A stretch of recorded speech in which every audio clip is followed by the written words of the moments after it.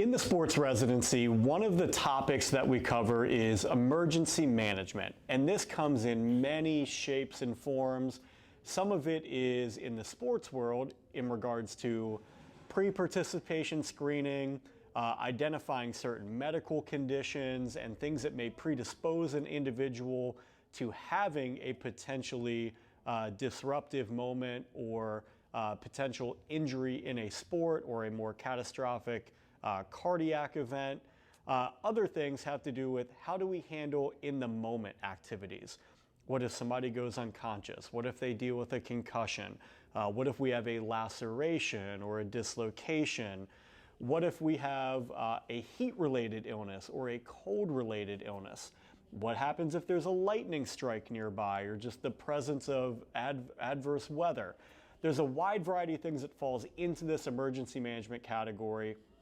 and we will cover all of them individually as we go through this module so that you can have smaller videos that are a little bit more specific. But one thing that I want to cover in this one is what do we happen in the clinic in regards to an emergency event? And these are going to happen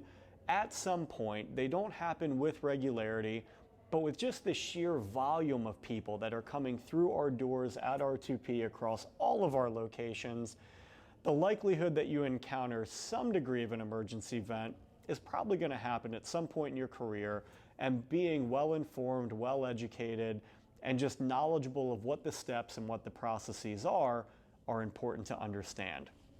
And what we refer to all of this as really our emergency action plan, and also what is the follow-up plan that happens. Now, all of this can be found either within your handbook or at each site's location. And then we can also get in contact with Nicole and our HR group,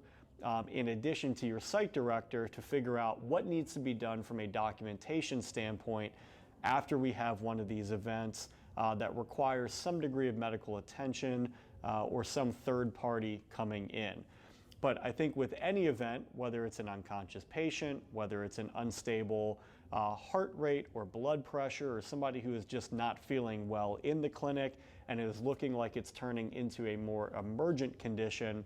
we need to make sure that we have the individual in a safe environment and that we're putting them out of harm's way, in addition to other people that are nearby. We also need to make sure that we've designated somebody to initiate EMS, call 911, and that it's clearly communicated to them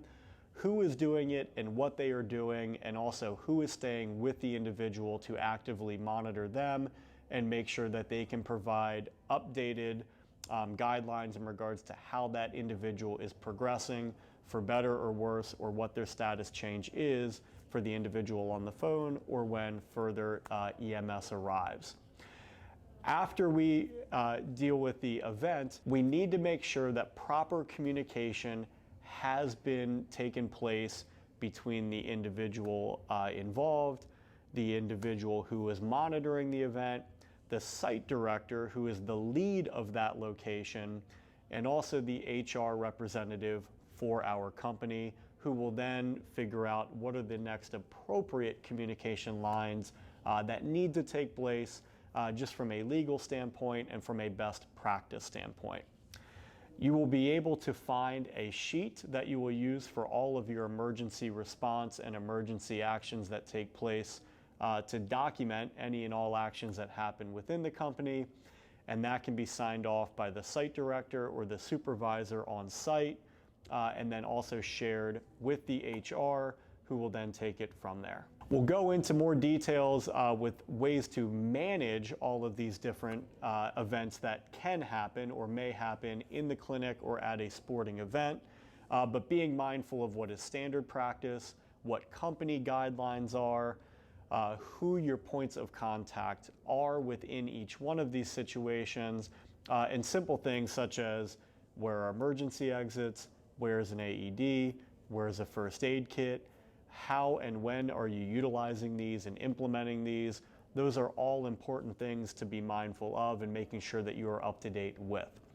Also, keep in mind that although we are a physical therapy company, we also have athletic trainers on staff. Now, they are not always within the clinic. They are typically at whatever respective school they are covering, but we currently have 3 athletic trainers who are on staff that can all serve as a tremendous reference and resource for anything emergency management related, because admittedly,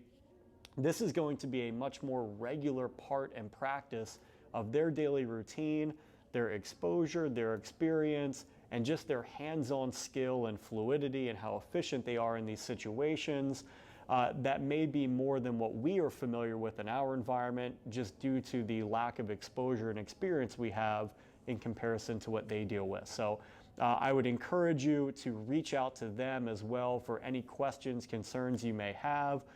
or if you just want to talk shop in regards to what the updated literature is saying, what the research is saying, or if there's been any changes in practices or protocols.